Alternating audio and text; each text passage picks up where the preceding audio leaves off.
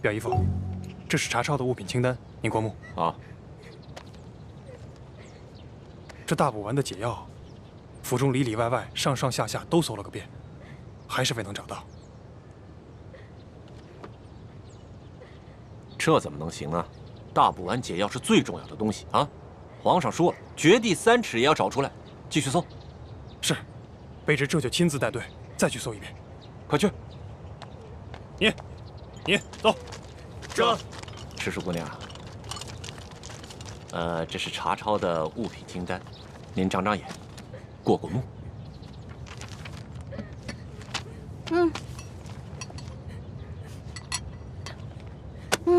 不用看了，这个不对。不对。哪里不对啊？啊，赤树姑娘。这个清单啊，肯定不对。这不对吗？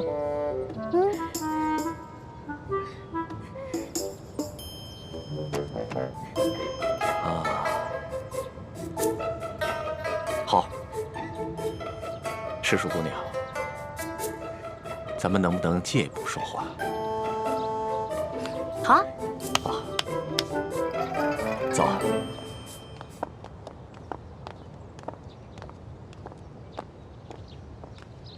参见大人。行了，走吧，走吧。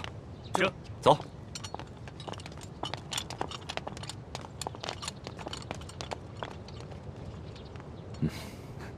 索大人，有什么话您就直说吧。哎，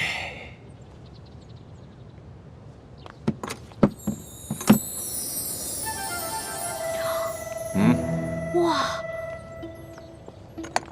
这么多金银珠宝啊，连在皇宫的宝库里都没见过呀。赤树姑娘，你这眼光挺毒啊，一眼就看出这账目不对啊。实话实说吧，这2箱宝物还真就没入账。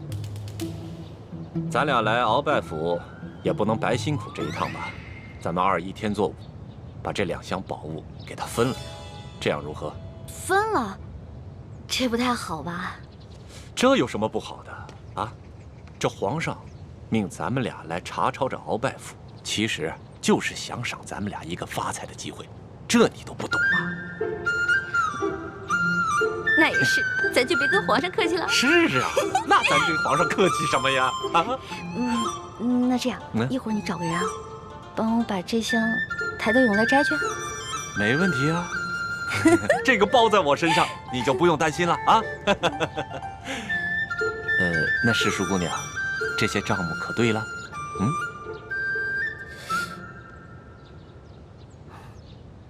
不对，还是不对啊。什么不对啊？世淑姑娘，这还有哪儿不对呀？啊？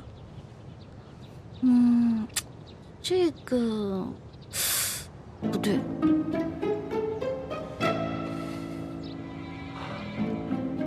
行，你厉害。走，跟我走。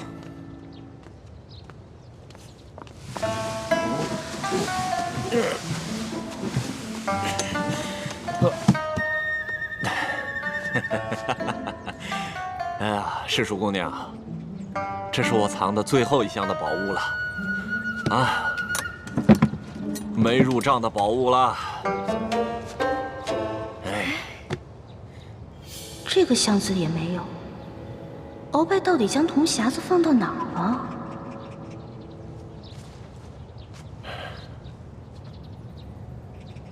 世淑姑娘，这最后1箱宝物，我本来是要留下来，孝敬其他王公大臣的。你想啊，咱俩捞到了这查抄鳌拜府的肥差，这朝里多少眼睛盯着咱俩也不能不懂规矩啊，是不是？是啊，索大人啊，我虽然不是特别懂你们这朝中的复杂关系吧，但是我也知道，这人要懂得分享，不能吃独食，不然啊会招来祸灾的，是不是？是啊，哎呀，世淑姑娘就是聪明伶俐，难怪皇上这么宠爱你。哎，那现在这账目可对了？这账目是对了，但是我这解药还没找到呢。对呀，这解药没找着。鳌拜这奸贼实在是狡猾得很呐。这找不着解药，咱俩怎么向皇上交代呀？索大人，您看这样，您让手下的人呢去审一审敖府的人，问问这敖府里面有没有什么密室之类的。对呀，我怎么就没想到这一点呢？啊，哎呀，还是诗书姑娘更胜一筹啊！那咱这个先放着，查解药去。走。诗书姑娘，你瞧这个地方机关重重，也不知道藏了多少宝物，说不定这大补丸的解药就藏在里面。索大人，这个机关十分的复杂，我们真的没办法打开啊！废物，一群废物点心，这点事儿你们都办不好啊！我告诉你们。再给你们一个时辰，如果你们再打不开，我把你们这没用的手给剁下来。我剁下来知道吗？我知道，我们开。索大人，消消气啊！我觉得他们打不开，跟您站在这儿也有关系。您想啊，您站在这儿，他们紧张啊，紧张肯定打不开。要不然您看这样行吗？您到外面啊歇息歇息，喝个茶，我来看着他们。还真说不定啊。那行，那就麻烦诗书姑娘帮我先盯着点。好嘞。啊，你们听好了啊，一切都听诗书姑娘的安排。是。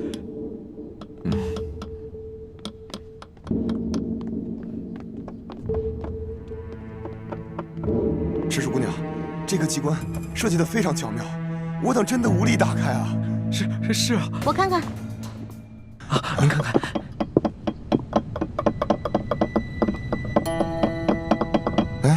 诗书姑娘，你也会开机关啊？嘘，小声点啊，这事儿不能声张。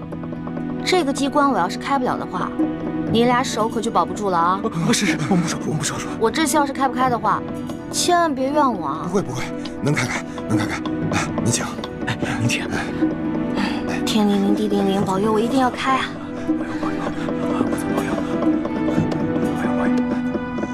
眼下我们已经帮康熙擒获了鳌拜。已取得了他绝对的信任，相信用不了多久，小师妹一定能够拿到铜匣。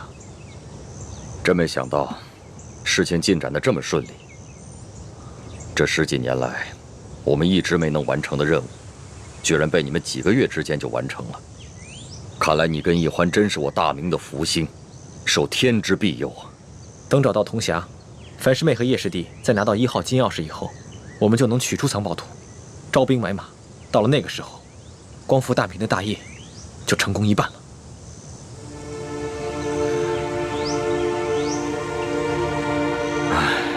怎么了，义父？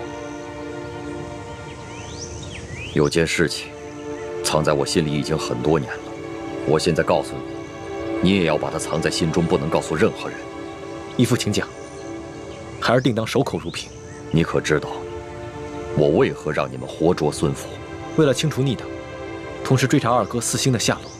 那你可知道我为何要急于见四星？二哥四星乃是义父的亲生儿子，当年曾随义父出生入死，立下过汗马功劳。现在二哥下落不明，义父下定决心寻找他，当然是出于父子人伦，人之常情。我急于找到四星，并不仅仅是因为父子情深。你可知，那镶着玛瑙的第2号金钥匙，当年就在我的手上。当时我为了掩护先帝逃亡，自知必死，就把那金钥匙交给了四星。义父是说，那2号金钥匙随着二哥不知所踪了。当年我本有机会救我的妻女，但你就把太子交给我，你的座位让给晋王妃。陛下，万万不可！请你和皇后快登车吧。臣已经为臣妻备好了马车。父王，你竟然让母妃和妹妹另列马车，马上就到。刚刚陛下明明让母亲上车，你却不让。你明明知道吴三桂马上就要破城了。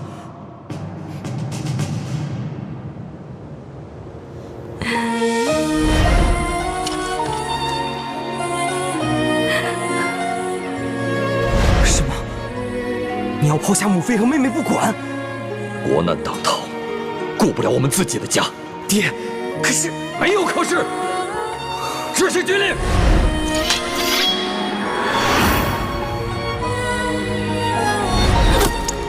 娘，小妹，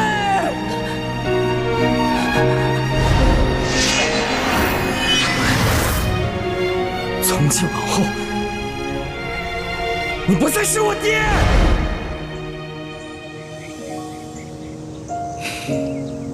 这么说来，现在我们手上只剩下了延平王的3号金钥匙。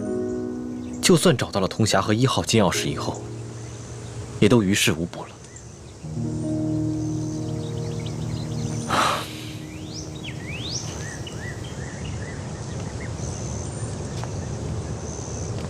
这么多年来，这件事情一直是我心头的一块大饼，我没敢告诉任何人。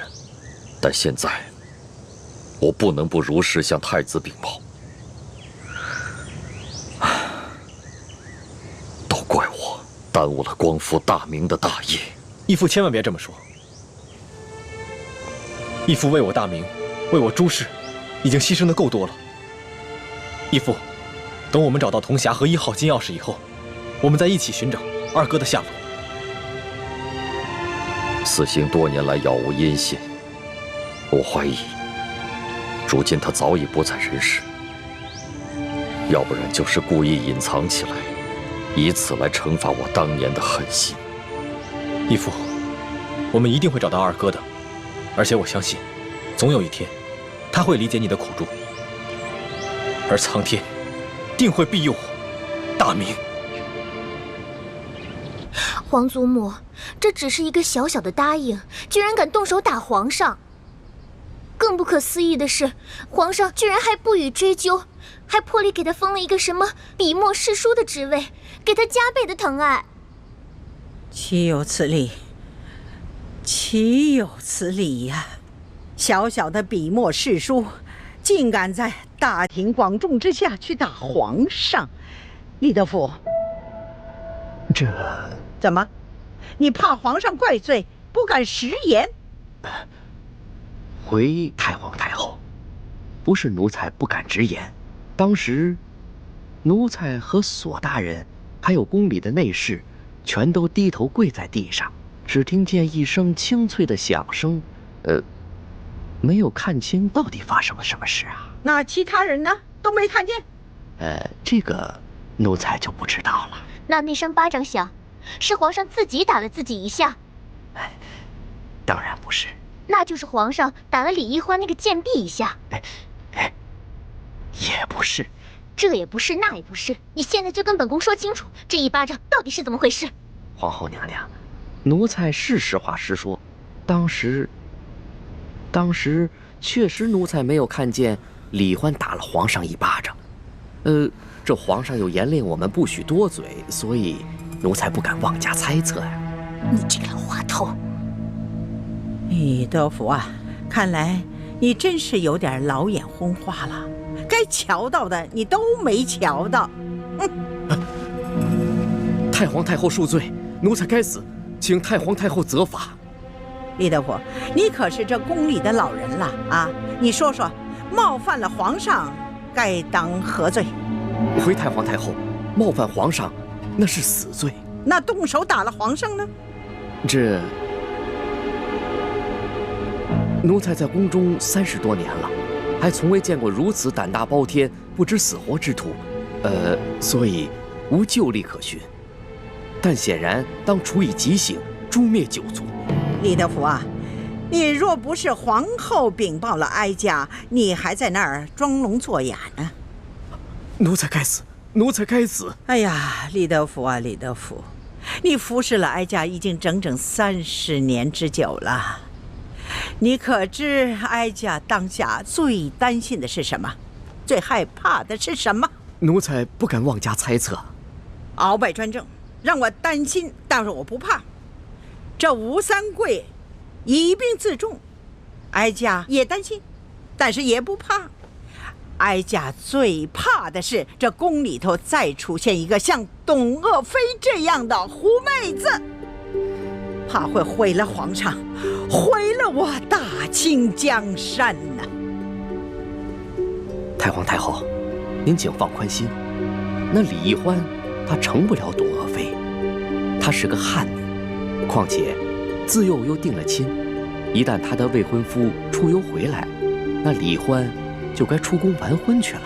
这汉女怎么了啊？定了亲又怎么了？当年这海兰珠就嫁过人，这太宗皇帝不照样爱若珍宝吗？董鄂妃一样，她还是先帝的弟媳呢，那先帝不是照样为她神魂颠倒了吗？这李易欢呐，比起这海兰珠啊、董鄂妃呀，真是有过之而无不及呀！居然还敢打皇上啊！皇上连这个都能忍，这说明把他纵容到什么地步了啊！李德福啊，这可是天大之事啊！你居然没向哀家禀报！奴才该死，奴才该死。不过，奴才也着实冤枉。这李易欢，他入宫之后，也未见得如何受宠啊，只不过册封了个答应。可是，谁想到，竟然到了今天这个地步啊！可见呢，这个李易欢是一个鲜毒之人呐。皇祖母，你可千万不能再纵容这个贱婢李易欢了，否则，只怕您担心的事情又要重蹈覆辙了。放心吧，只要哀家在，任谁他也翻不起这个波澜来。都过了1个时辰了，诗书姑娘，你到底行不行啊？哎呀，别催我了，恐怕我们的手是真的抱不住了。是啊，能不能不要那么绝望啊？我有种预感，我很快就能打开，很快。这真的假的啊？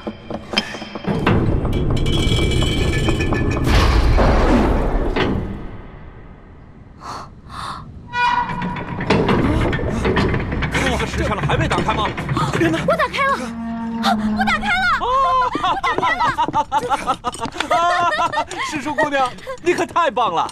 哎，世叔姑娘，真是没想到，你居然会开机关呢，太了不得了！走，不是，我不会开机关，我是之前皇上不是安排我在鳌拜府当卧底吗？哦，我看见过几次，照葫芦画瓢，您看捣鼓了1个时辰才给捣鼓开。哎，世叔姑娘，真是没有想到。你看这么一次就能够记下手法来，这可太了不得了，真是聪慧过人呐！走，咱们休息。哎，世叔姑娘，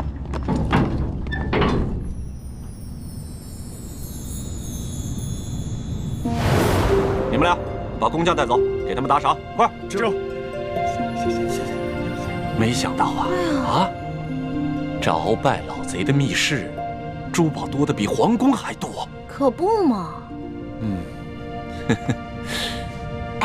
索大人，要不然这样，咱俩呢先挑点，剩下的入账，您觉得呢？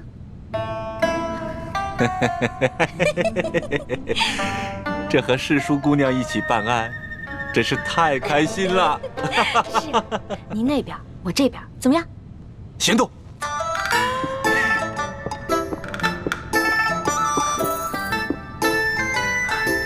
真是皇天不负有心人，我终于找到你了。哼，朱哥哥，看你以后还好意思骂我笨。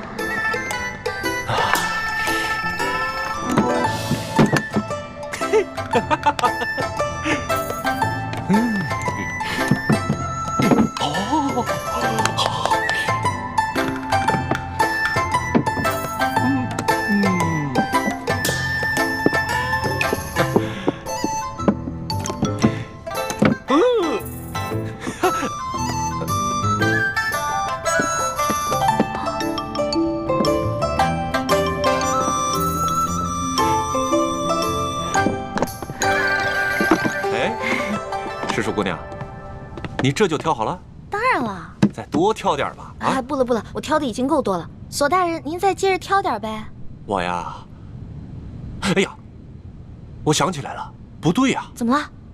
这大补丸的解药还没找到呢，怎么跟皇上交代？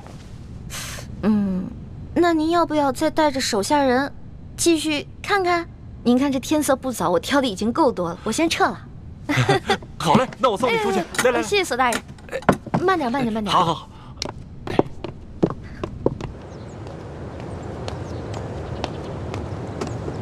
李太医，太皇太后凤体前安，李太医，赶紧过去看看吧。好，卑职这就过去。公公将来告老还乡的时候，可否会回陕西榆林去安享晚年啊？不回去啦，没有亲人的家乡还算什么家乡啊？公公在这世上，当真连一个亲人都没有吗？本来是有个孪生哥哥，但几十年杳无音信，恐怕早已死在乱军之中了。万一公公的哥哥吉人自有天相，还活在这个世上呢？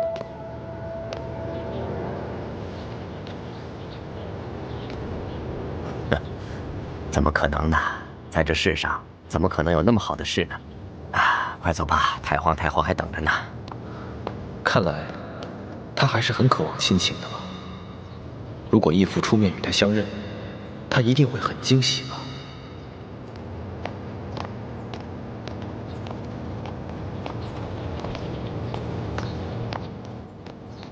公公，太皇太后的病一向是院判大人亲自救，今日怎么突然宣我这个排名最末的太医？这个咱家就不清楚了。也许是院判大人觉得你年轻，却医术高明，太皇太后也就留上心了吧。公公，这好像不是去慈宁宫的路吧？太皇太后不在慈宁宫，你别多问了，跟咱家去就是了。公公，太皇太后宣我瞧病，不会是有别的什么事吧？看在咱们同乡同姓的份上，能否告知一二？你多心了，你刚刚才救了皇上，太皇太后也许是想赏赐你呢。多谢公公，走吧。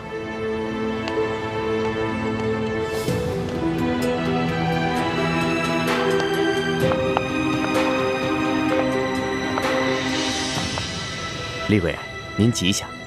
李公公安好。微臣参见厉贵人。李太医免礼。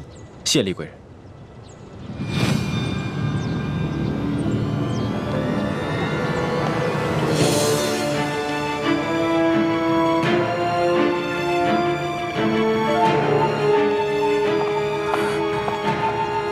师父，大师兄出事了，我去永乐宫通知医患。你千万要沉住气，不得忘了得意，不要暴露自己的身份，知道了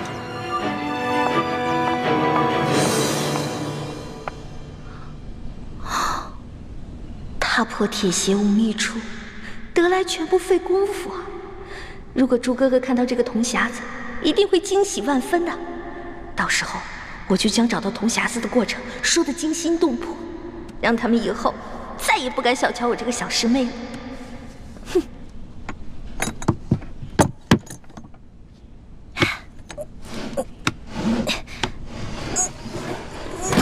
一欢，谁？一欢，快去救大师兄，快啊！啊！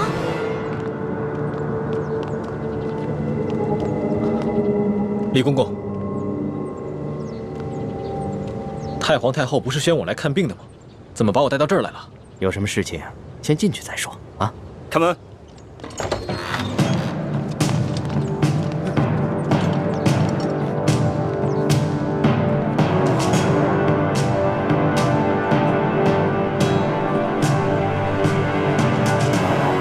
李公公，这到底是怎么回事？太皇太后懿旨，将你们这些捉拿鳌拜有功的人聚在一起，每个人赐一杯御酒。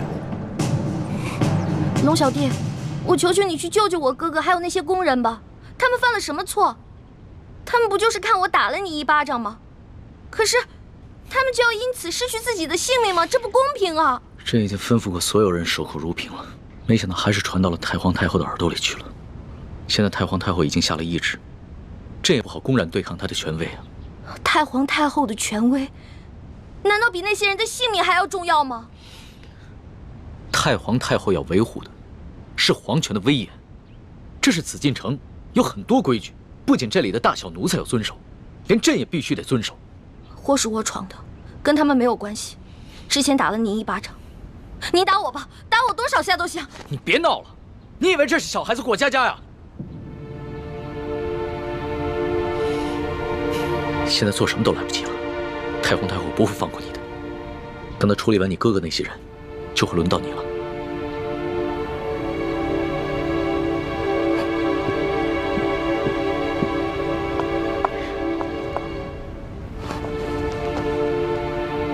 那皇上，您还是先杀了我这个祸首吧。如果先杀了我的话，死在哥哥的前面，我就不会那么内疚了。奕欢的奕欢，你还老说自己是朕的老大，一到这种危险的时刻，你就这么没出息的以死相要挟。您现在是高高在上的皇上，我只不过是一个小小的奴婢，我只能求您大发慈悲，饶了我哥哥。少说的那么可怜，你什么时候把朕当过皇上？不一直把朕当成你那个结拜小弟吗？奴婢再也不敢不知天高地厚了。您现在是皇上，不是奴婢的龙小弟。皇上，之前都是奴婢错了，要罚你就罚奴婢吧。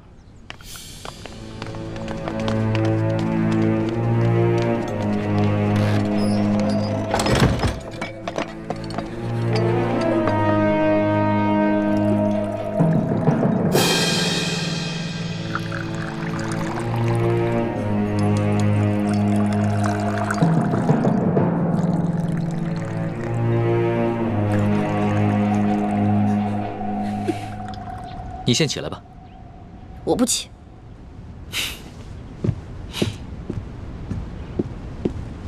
起来吧，这么跪着也不是办法。皇上，我求求您了，您能不能去救救他们呀？如果他们因为我而死，我肯定会内疚死的。楼下，皇上，你就救救他们吧。人自然是要救的，但你倒是说说，这要怎么说服太皇太后啊？您可以跟太皇太后讲齐桓公跟管仲的故事。当年，管仲为了救自家主子，向齐桓公射了一箭，但是那个箭正好射到了齐桓公的腰带上，齐桓公没有死。后来，齐桓公不计前嫌，任用管仲当了国相。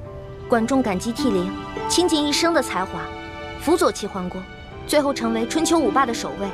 皇上，您不会连齐桓公都不如吧？论气度，朕自然是不输齐桓公的。可是你能比得了管仲吗？论治国之才，奴婢当然比不上管仲的一根汗毛。但是，你想招来人才容易，想找到像我这样陪你吃喝玩乐、赌骰子拼酒的人，可不容易啊。这个理由倒是很充分。只不过，早晚有一天你都要出宫嫁人，不能一辈子留在宫里陪着朕，那朕岂不是很吃亏？原来您是因为这个呀？那您现在想怎么办啊？跟朕说说你那个青梅竹马吧，他叫什么名字，长什么样，家世如何？这个属于奴婢自己的秘密，不能告诉你。那你总得告诉朕，他的外貌仪表、才华气度比朕如何？这个嘛，我也没法说。有什么不好说的？让你说，你说不就完了吗？那我真说了，你可不许生气啊！笑话，朕在你的心里度量那么小啊？他确实没有皇上您高贵俊逸，但是他很温柔，对我特别好，人很老实。我说什么他就做什么，我可以把他吃得死死的。不像你，今天说这个你开心了，明天说那个又得罪你了。那你爱他吗？二师傅，我头晕。师傅带你去休息啊。二师傅，一环他是在装病，你千万别上了他的当。一会儿大家练完功，再罚你扎半个时辰马步。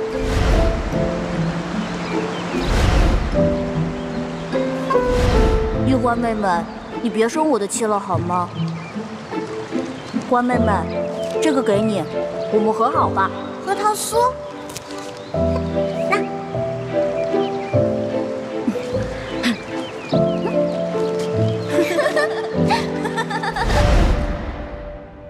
哎呀，皇上现在都什么时候了，您还说这些闲话？您赶紧跟我去救人吧。皇帝也是人，也有七情六欲，也有好奇心，甚至也会嫉妒。龙小弟，我求求你了，你要是再不去的话，他们人头马上就要落地了。放心吧，这个宫里没那么容易见血，要灭口用的都是鸩酒。鸩酒？那您赶紧下旨吧。走，快去救他们！你先别着急，这太皇太后一下子从朕身边抓了10几个人，还需要等你过来求朕，朕才知道怎么做吗？朕虽然不好公然抗旨，但是早已命人准备了解药了。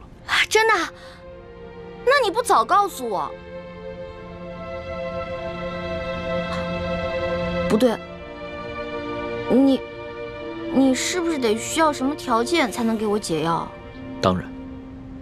朕就想问你一个问题：你爱这个青梅竹马吗？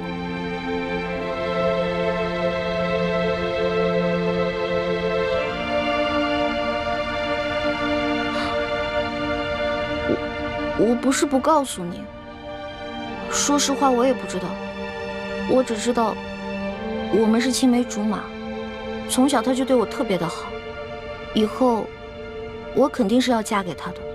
至于爱不爱，我自己心里也不清楚。哎呀，好了，我现在回答完了，你可以跟我去救人了吧？等一下，朕还有一个问题。你怎么那么多问题啊？你有话快说，有屁！皇上，您问吧，您快点问。你爱朕吗？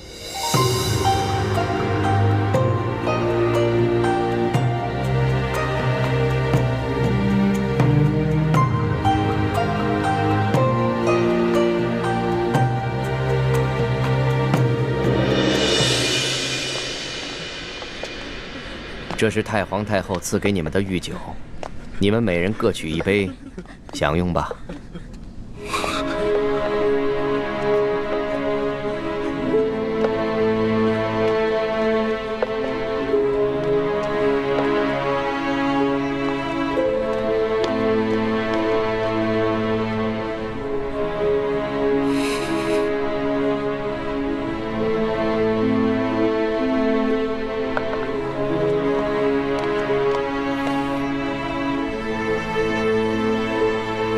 这酒有毒。公公饶命！公公饶命！李公公，太皇太后为何要赐毒酒给我们？咱家也没有办法。事到如今，我就让你们做个明白鬼吧。都怪你们的运气不好，看到了不该看的场面。李公公，我们什么都没看到，不明白你在说什么。还请您帮我们向太皇太后求个情，饶了我们大家吧。咱家没有这个面子，更没有这个胆子。这太皇太后的懿旨既然已经颁下来了，谁都救不了你们了。这毒酒，你们喝也得喝，不喝也得喝。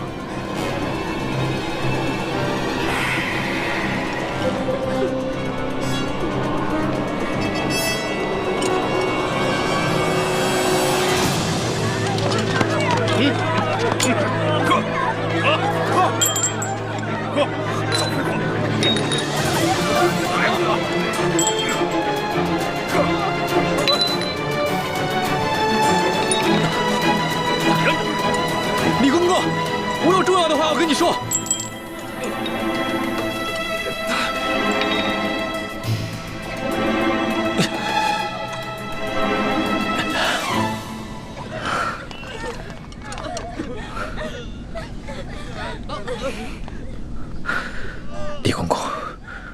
知道你和我们一样，都服过大补丸，都是鳌拜埋在宫里的棋子。今天，你若不救我和这些宫人，那么你的秘密，我也不会再替你保守了。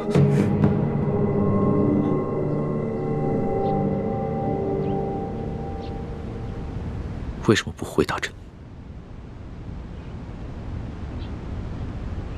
我不知道怎么回答。如果我说实话，我怕你不开心，不给我解药；但是如果我骗你的话，那就是犯了欺君大罪了。你就照实了说，朕答应，不论如何，都会救你的哥哥和那些宫人。真的？天子之语，金口玉言。不爱。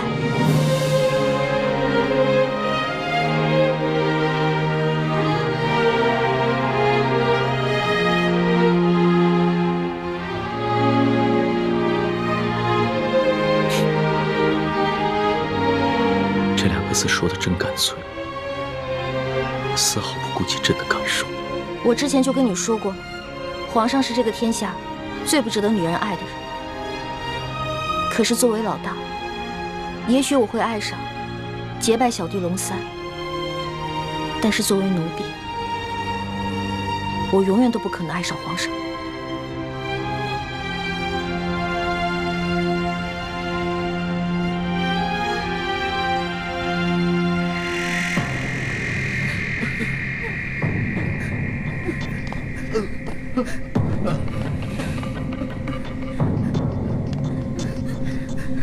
杀了他！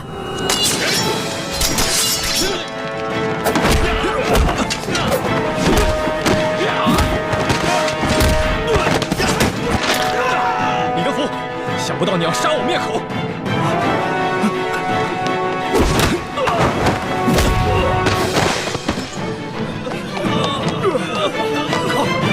快追啊！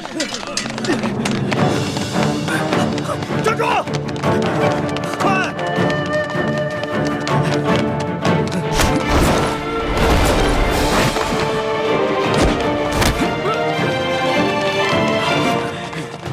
李太医，你杀了我，你也活不了。李德福，你别以为杀了我就没有人知道你是鳌拜的内奸了。你别忘了，我还有我妹妹易欢，我若是死了，她绝对不会放过你。李太医，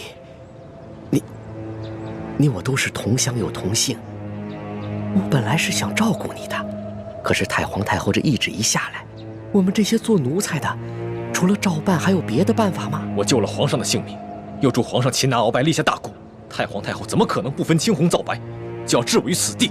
哎，都怪你那个妹妹呀！仗着皇上对她的宠爱，她就无法无天。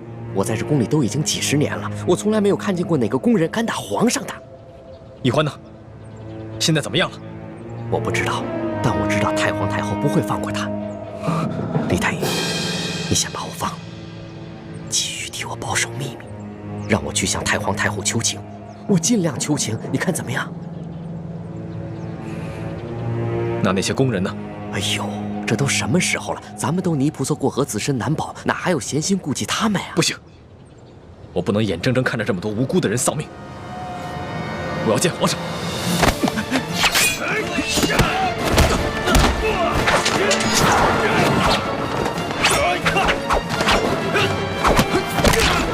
住手！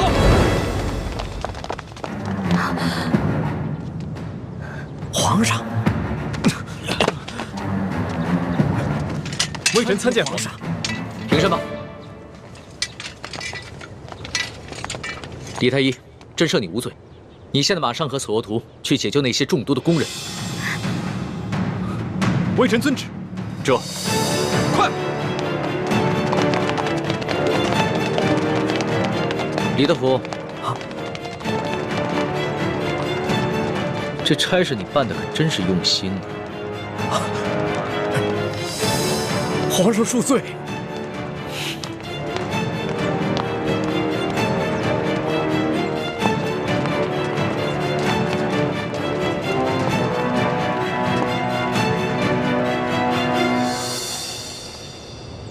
石叔姑娘，老奴也是实属无奈，石叔姑娘您大人大量，不要记恨老奴啊，中堂大人。公公有礼了，宫中一切可好？中堂大人，您放心吧，一切尽在中堂大人的掌控之中。皇上好吗？皇上现在还是每天跟一些小伙伴们摔跤玩耍，无心朝政。他那都是故意做给老夫看的吧？当年顺治爷临终托孤的景象，老夫是历历在目。不过如今皇上翅膀硬了，不把我等老臣看在眼里了，是时候给他点教训了。啊，那中堂大人，您的意思是？每日给皇上一盅补药吧，接着看着他喝下去，懂了吗？奴才懂，奴才懂。你是如何知道的？公公，我这口技练得还不错吧？原来那晚你也在马车上，那你是如何知道是我？公公啊，虽然您那天行事谨慎，带着黑纱，我看不清您长什么样子，但是我看到了您耳朵后面那颗痦子，所以我还是认出了是公公您。李欢，太皇太后果然说的没错，你真不是一个简单的小丫头。可是李公公啊，这太皇太后也看错了您啊，您也不是一个忠心的奴才啊。你到底想怎么样？李公公，您知道的，我这个人啊是不会害别人的，但是我最讨厌的就是那种害人的人。所以，只要您不对我们兄妹两个起什么歹心，那我们自然不会对您怎么样。但如果您的心里对我们兄妹两个，皇上，等等我。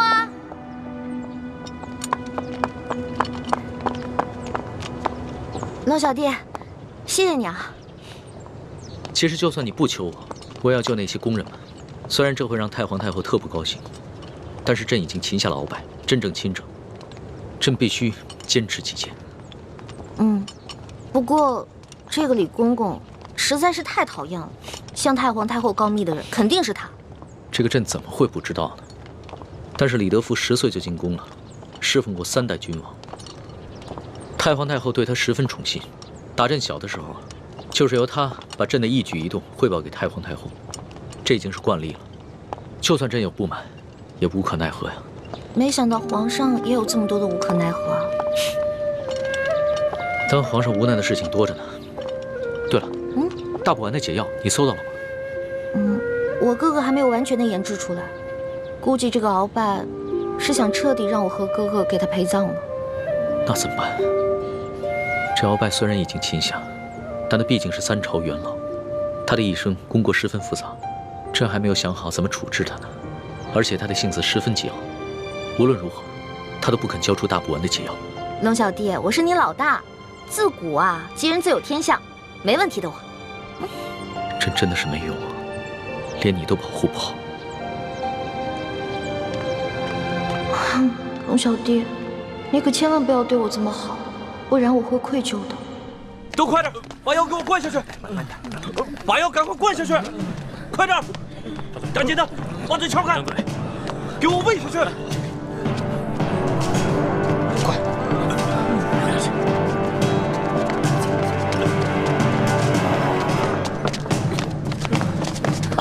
皇上不必多礼，先救人吧。快救人！皇上，我已经安排他们把药都给灌下去了。那他们是不是得救了？药已经喂下去了，命是保住了，但是什么？但是，这酒毒性实在太烈了，纵然服下解药，毒素也早已侵害了他们的咽喉。从今以后，他们再也不能说话了。张嘴。你是说，他们以后都是哑巴了？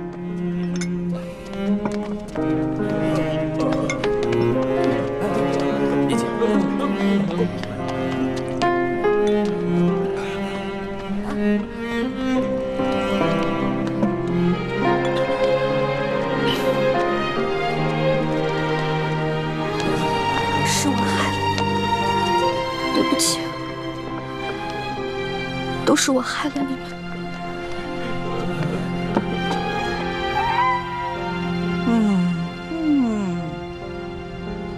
哎呀，李德福啊，连这点事你都办不好，你真是不中用啊你！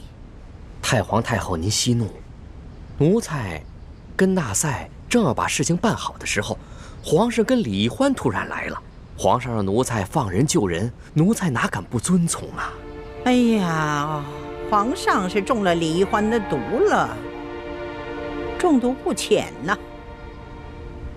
这样吧，你把这个李易欢给我叫过来。谨遵太皇太后懿旨。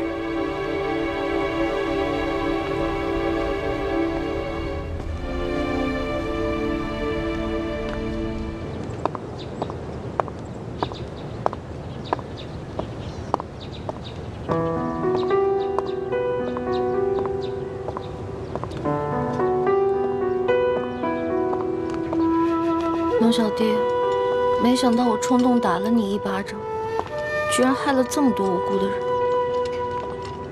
朕也没想到事情会发展成这个样子。在朕的心中，一个好皇帝，与其让臣民们畏惧，不如让臣民们敬爱。难怪人们都说伴君如伴虎。你现在明白为什么我说你是全天下最不值得女人爱的男人了吧？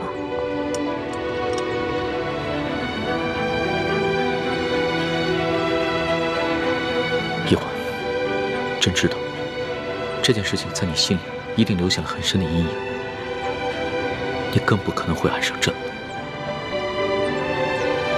也许这皇宫确实不适合你，你应该出宫去嫁给你那个青梅竹马的未婚夫，可能会更幸福。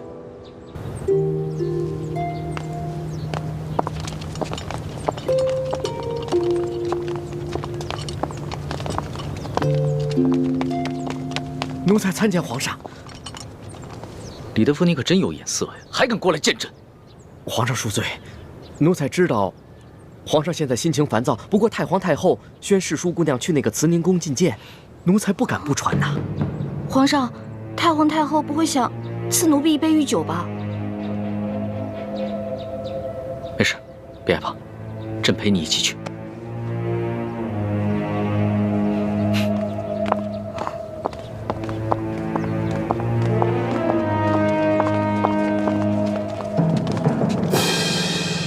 皇上驾到！皇上启下。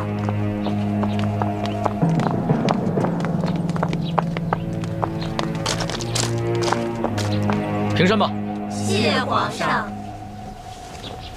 你先在外面候着，朕进去跟太皇太后先说说。皇上，奴婢这颗脑袋能不能保住，可就靠皇上你了。放心吧。这太皇太后肯定不是个好说话的，万一皇上的面子她也不卖，那我是不是该赶紧脚底抹油溜啊？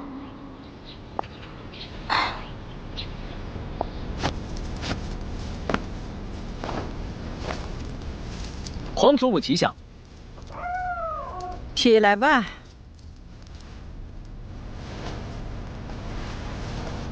刚刚请拿了鳌拜，还有许多善后的事情需要做，皇上怎么会有闲暇来陪哀家这老太婆呢？不是，皇祖母一直教诲说，越是处理大事，越要从容。孙儿一直谨记于心呢。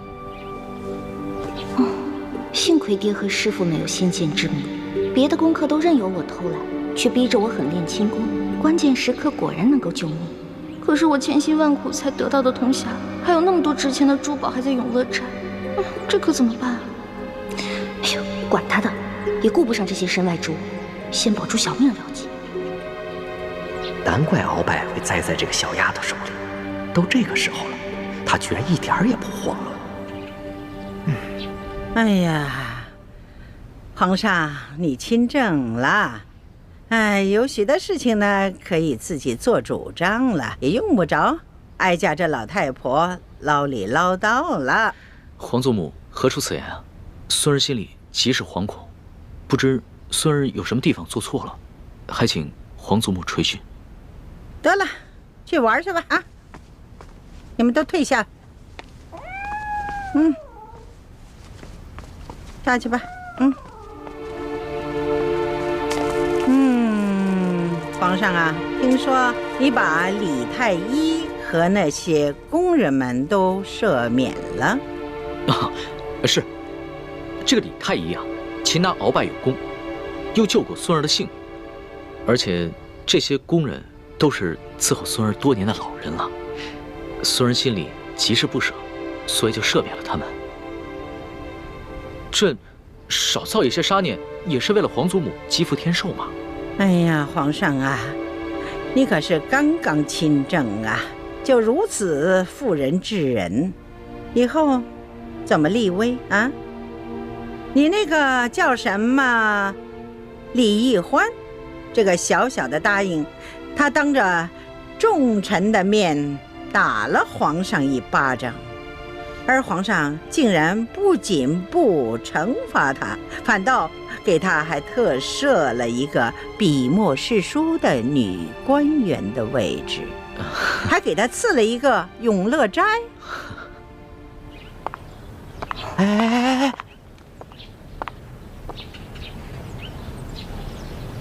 这些做奴才的可真小心，唯恐听到了不该听的，都站得远远的。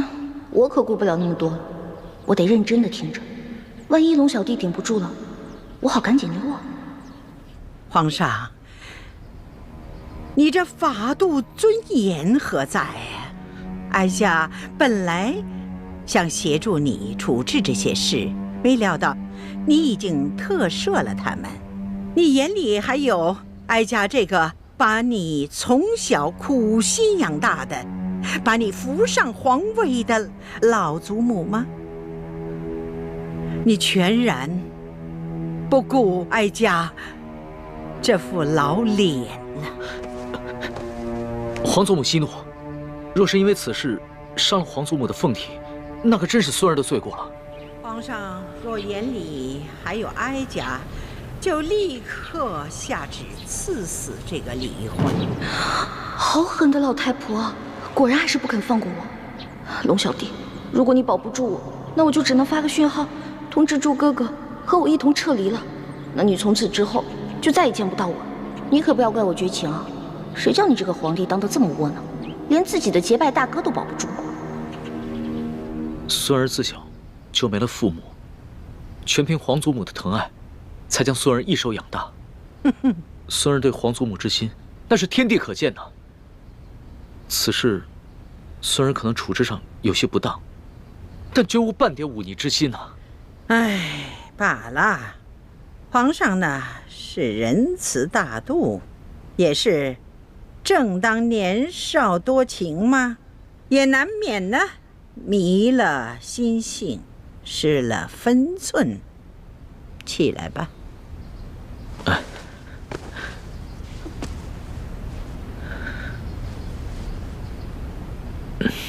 皇祖母，您先消消气。这个义欢呢，是孙儿在出宫微服私访的时候结识的。那个时候，孙儿一时玩性大发，就假冒侍卫龙三的身份和他结了拜，还谎称自己是皇上的替身。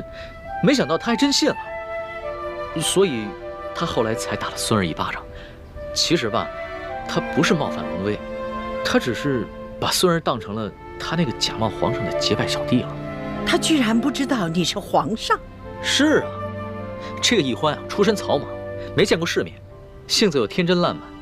孙儿也是一时兴起想骗骗他，没想到他还真信了。为了帮孙儿这个所谓的替身对付鳌拜，他还不惜性命，与鳌拜那是以死相拼啊！若是宫里的其他人对孙儿不敬，那自然是死不足惜。可是义欢她只是一个重情重义的傻丫头，又何必与他一般见识呢？哼，原来在你心里，我就是一个傻丫头。你认我做老大，就是为了戏弄我找乐子呢。皇祖母，说实话，这宫里又有哪一个女子肯为了孙儿不惜性命？与鳌拜以死相拼呢？就看在他对孙儿这份难得的情谊上，饶了他吗？皇上，能说一句老实话吗？你是不是真的为这个李易欢动了心了？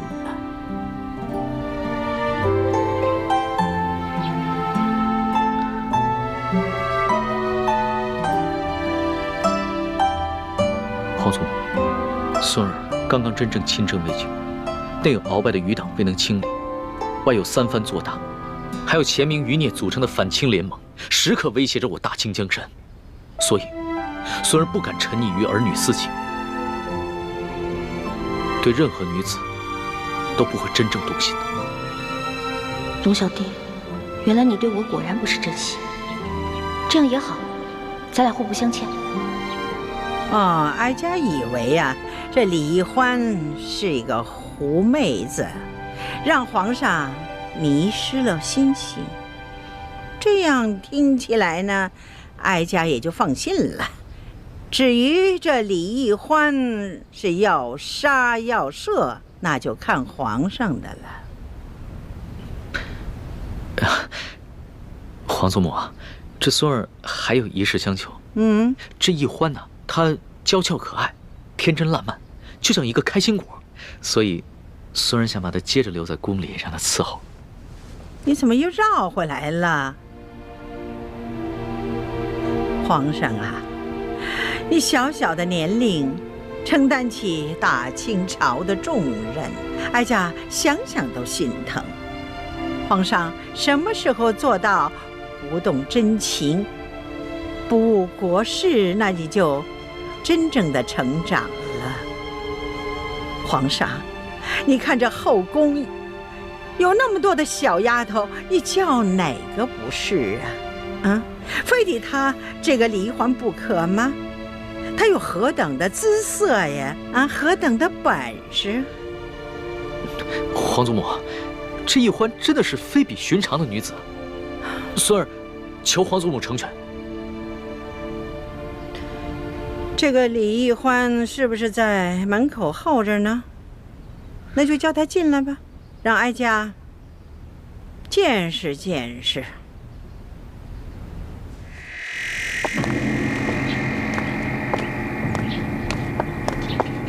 太皇太后和皇上宣世淑姑娘觐见。是，奴婢遵命。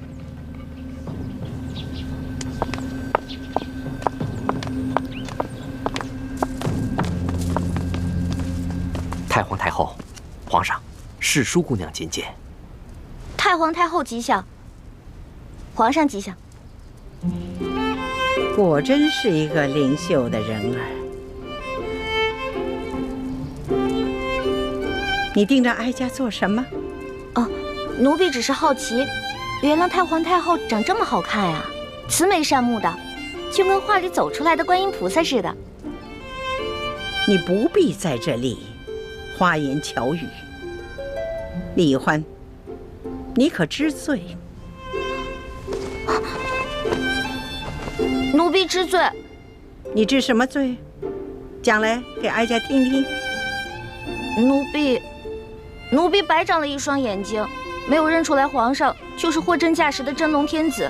奴婢更是长了一个猪脑，居然皇上说什么，奴婢就信什么。你看，皇上，你看这小丫头啊，她哪里是在认罪呀？她分明的是拐着弯的数落皇上。皇祖母，这丫头一向如此，心直口快，不知轻重。那你就起来吧。谢太皇太后。太皇太后，奴婢说的都是真的，没有骗您。当初奴婢看上皇上穿着龙袍，坐着龙辇，回到御书房的时候也觉得好奇，奴婢就追上去问皇上：“哎，你到底是皇上还是龙三啊？”结果皇上一脸严肃地跟奴婢说：“嘘，小声点，我当然是龙三，不是皇上。”你不是皇上，可是为什么外面那些人都跪下叫你皇上呀？那是因为我呀是皇上的替身。你是皇上的替身啊？对啊，因为我身形跟长相都酷似皇上，所以啊，我是皇上的替身。你也知道，咱们大清啊，虽然入关数十年了，但是根基未稳，皇上又年少，刚刚亲政嘛。不光这前明余孽，还有很多朝中的大臣都想谋杀皇上，所以呢，我就当皇上的替身。原来是这样啊，怪不得你会跟我结拜呢。要是皇上的话，怎么能跟我结拜呢？对啊对啊，这回知道了吧？为什么我龙三你在宫里打听不出来了吧？那是因为我不是一般的侍卫，我呀，只需要在皇上需要我的时候出来露面就行了。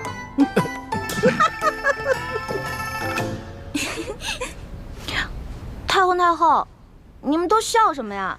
奴婢说的都是真的，没敢骗你。奴婢当时就想，龙小弟真可怜，为皇上卖命，还得替皇上挨刀子。这丫头啊，果真有趣呀！皇祖母，当时的情形啊，确实如此。孙儿啊，也是一时童心未泯，见这个丫头什么都不懂，特别有趣儿，想逗一逗她。想逗逗我，但是奴婢当真了，真的把皇上当成兄弟，不想看着你去死。太皇太后，奴婢真的以为他要去跟鳌拜拼命，所以就把身上的金蚕背心脱了下来，给了他，还陪着他一起去跟鳌拜拼命。要不是我哥哥及时赶到，恐怕我跟皇上就……瞧这丫头啊，委屈的哟。得了，哀家呢就饶过你了。真的？谢太皇太后，还是太皇太后好，不像皇上就知道欺负奴婢。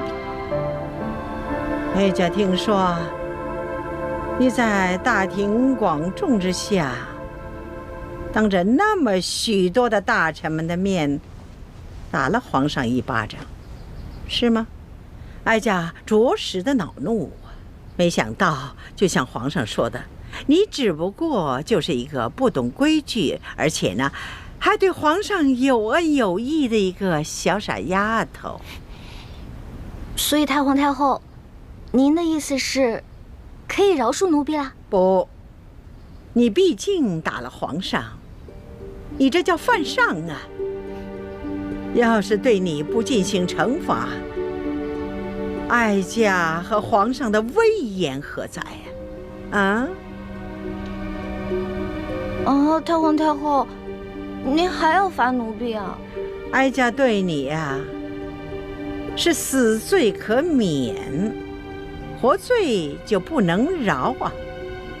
这么着吧，你哪只手打了皇上，那就伸出哪只手来，就得挨打50手板。太皇太后，我爹跟师傅从前总打我手板，我都打怕了，能不能换一个不打手板啊？死罪都给你免了，你还在讨价还价呀？不是，奴婢不敢还价，只不过奴婢是用右手打的皇上，可是奴婢这右手受了伤，还缠着绷带呢。太皇太后，您看。是啊，皇祖母，奕欢手上的伤啊，还是为了救孙儿，被鳌拜用匕首给刺的。这伤口又长又深，这血好不容易才止住的，现在还没愈合呢。那就伤好了再打。太皇太后，您就饶了奴婢吧，奴婢知错了，奴婢以后再也不敢了。这样吧，哀家呢再给你一个机会，哀家出3个题目，你要是答对了，就免去这50手板。考试啊？奴婢最怕考试了，能不能不考试啊？你这个小丫头啊，又怕死，又怕挨打，又怕考试，那怎么着？那是挨杀头呢，还是挨打呢？还是硬考试呢？那还是硬考吧。不过太皇太后，您出的问题会不会根本就没有答案啊？哎呀，哀家怎么用这种方式来对付你这个小丫头啊？哀家出的题目是有答案的。是，太皇太后息怒，是奴婢小心眼了。那请太皇太后出题吧。告诉你小丫头啊，这后宫之主是皇后，就由她来出这3道题。啊，1个时辰之后回来再考你。是。谢探皇太后。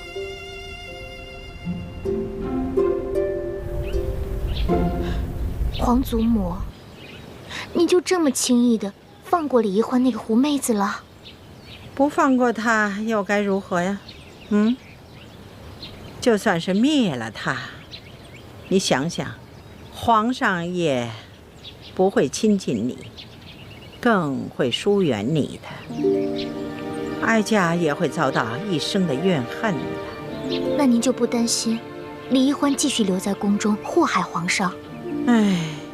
开始的时候哀家也有担心，可后来一见到这个李易欢呐，她只不过就是一个鲁莽的小丫头而已呀。皇上也就是少年心性，找一个新鲜有趣的玩伴而已。所以哀家呢，想放他一马，等待以后视情形而定吧。既然皇祖母都这么说了，那妾身就暂且忍耐了。哀家出了这3道题，1是为了考量一下这李易欢，2呢也好给皇后一个机会。现在呢，这前面这2道题呢，就由皇后来出，最后这道题由哀家来把关。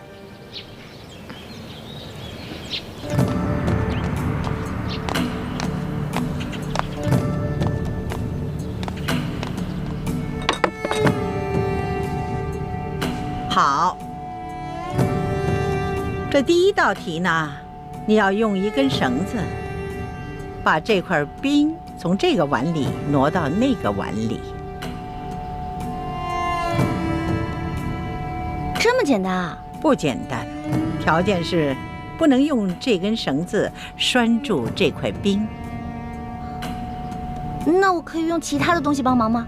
可以呀，但是只能用一只手，这只手呢还不能碰到那块冰。皇祖母，这也太难了吧？这只能用一只手，又不能接触这冰块，那怎么用这根线把这个冰块挪到那个碗里去啊？皇上啊，若是这丫头认输的话，哀家就让李总管给你做个演示。可是这50手板，你就着实的挨上了。皇祖母，这易欢手上还有伤呢。那伤好了再打。皇祖母，这个易欢要是实在办不到，能不能看在孙儿的面子上，给他换一道题啊？哀家是一再让步啊，已经给皇上足够的面子了。皇上，不用再替奴婢求情了，奴婢已经想到办法了。真的？你确定啊？请太皇太后跟皇上给奴婢一点时间，奴婢要去拿一样东西。可以呀，不过你得快点儿，不然的话这块冰就化了。谢太皇太后，奴婢告退。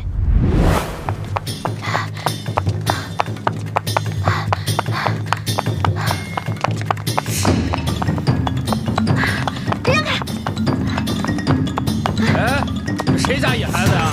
没点规矩！让开！哎，这孩子！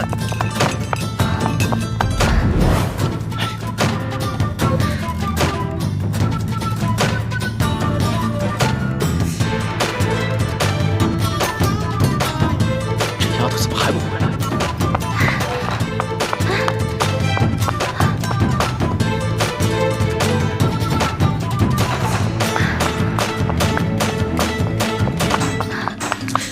这冰都快化了，你想出来办法没有？奴婢想到办法了。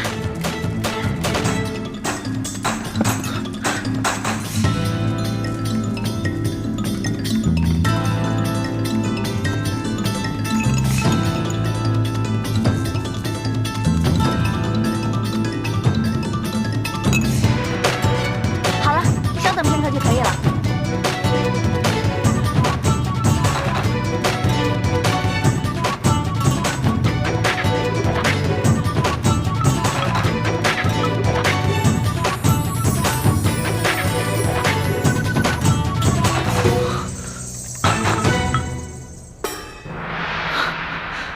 这丫头，没想到居然用这个法子。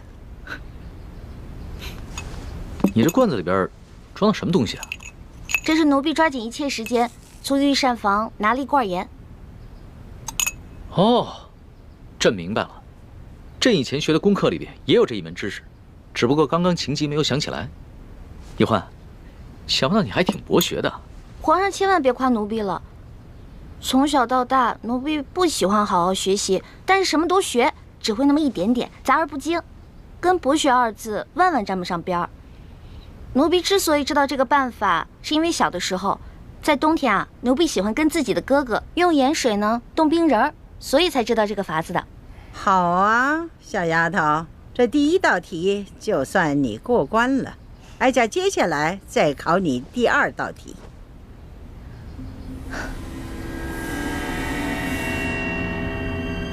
你数数，横着数多少，竖着数多少，一共多少个铜板？数数。回探皇太后，横着数有4个，竖着数有5个，一共是8个铜板。好，你就从这8个铜板里头拿出1个铜板来，把这2列铜板变成都是5个。啊？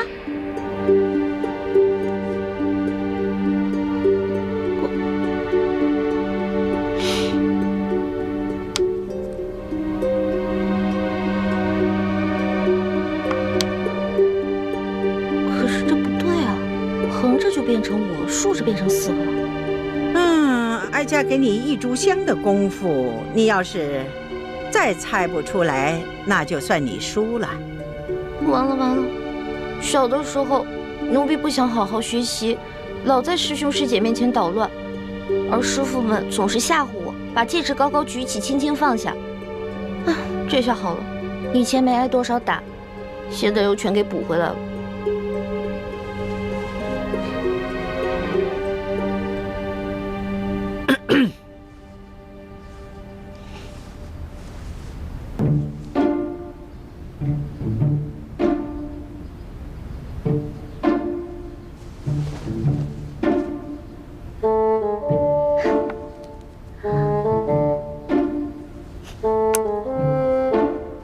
皇太后，您只说了只能移动1个铜板，但您却没有说不能重叠。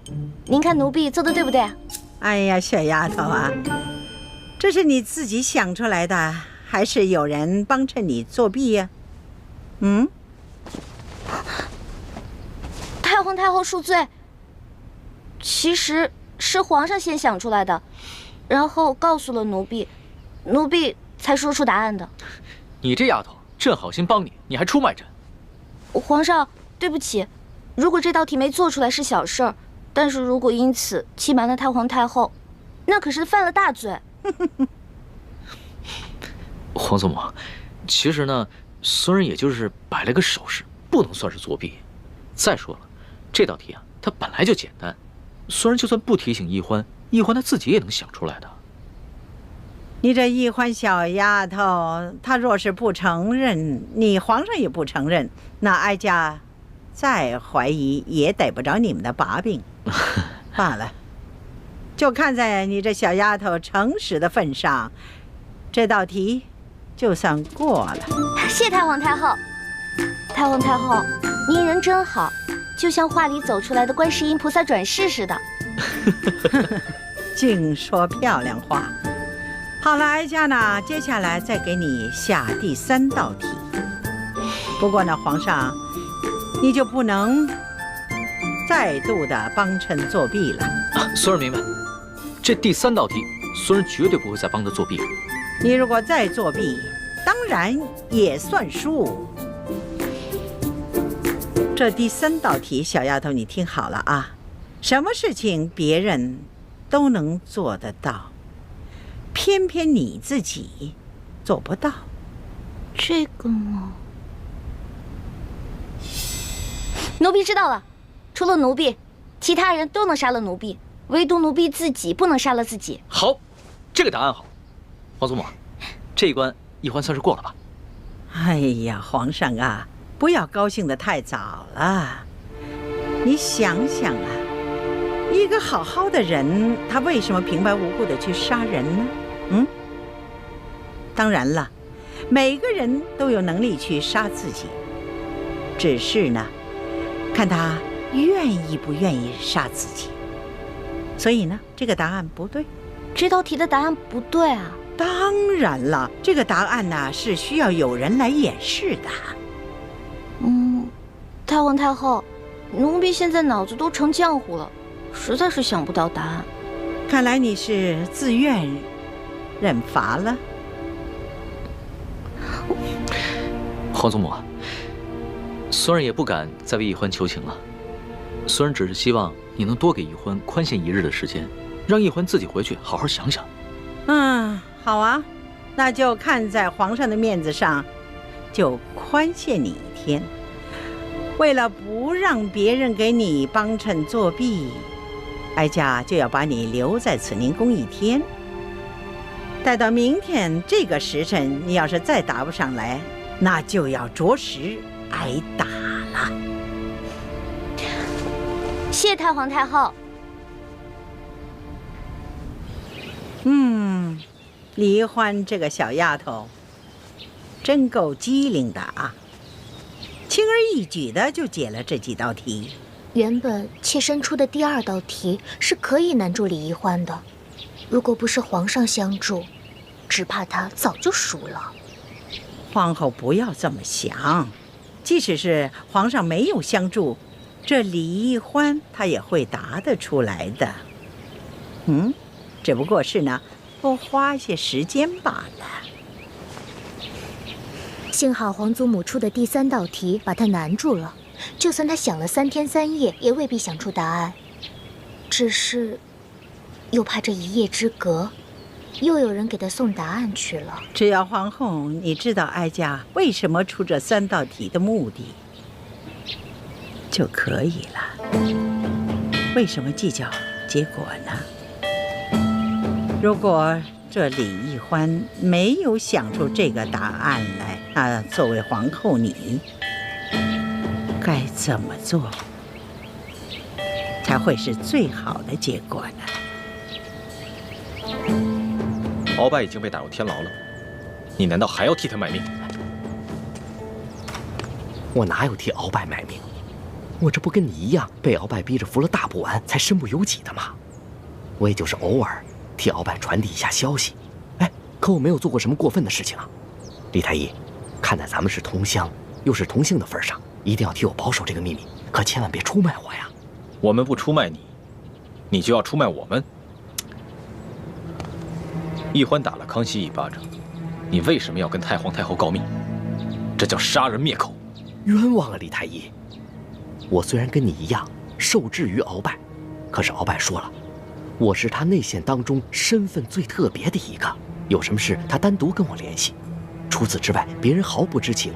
我根本就不知道你们兄妹也知情啊，又怎么可能想到去杀你们兄妹灭口呢？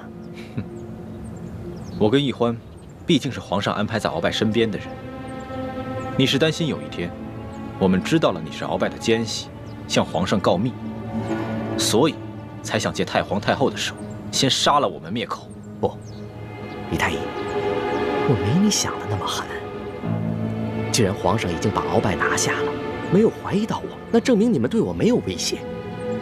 再说了，我是奉了太皇太后的懿旨监视皇上，每日向他汇报皇上的一举一动。可是皇上已经亲政，权威日重，我再也不敢像以前一样，真的事无大小巨细都向太皇太后去汇报。更何况皇上那么宠爱你妹妹，我怎么可能挑拨太皇太后去杀了你们兄妹呢？我要是这么缺心眼的话，我还能活到今天，还能当上大内总管？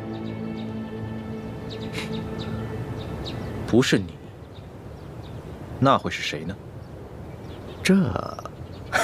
这我是真就不知道了。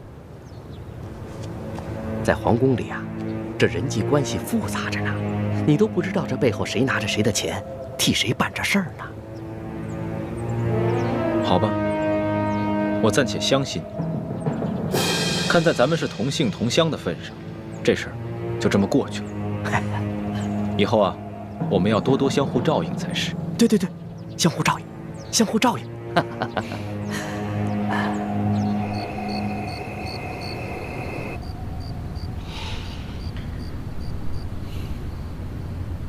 皇上，怎么愁眉不展啊？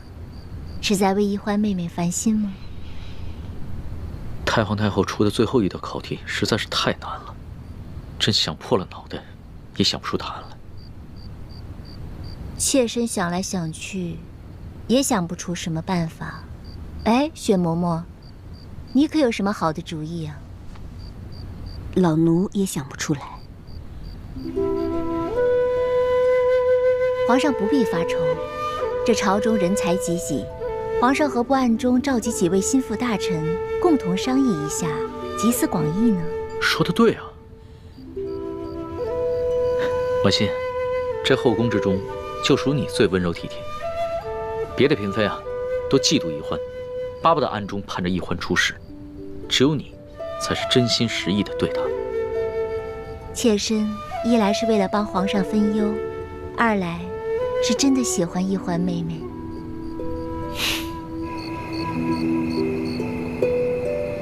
哎呀，你说咱们这皇上啊，自从亲政以来，可从来没有这么晚召见过咱们啊！啊，你们都说说，这有什么急事儿啊？会不会是鳌拜一案又出了什么重要线索？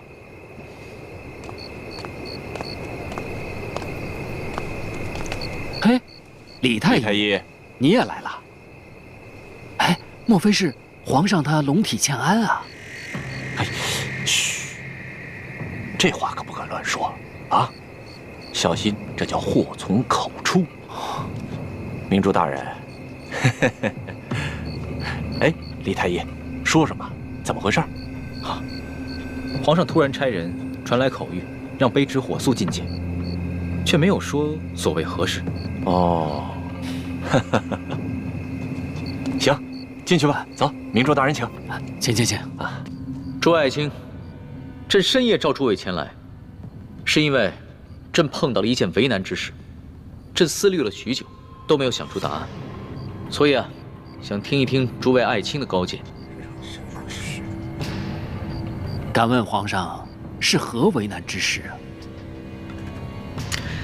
这有什么事情啊？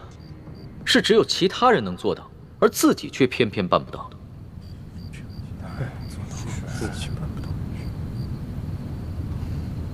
哦，原来皇上是为这样的事情在为难啊。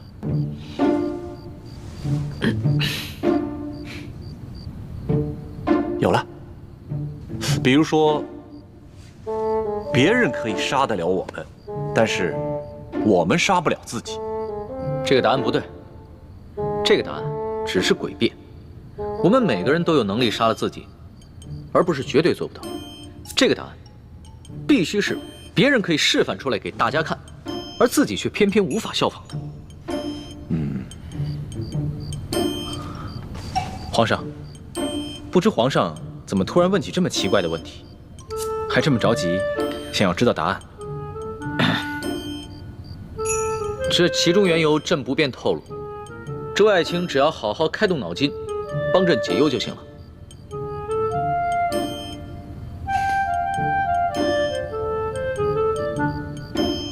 有了，皇上。皇上，我们每个人都不能提着自己的头发，把自己从地面上提起来，但别人可以呀。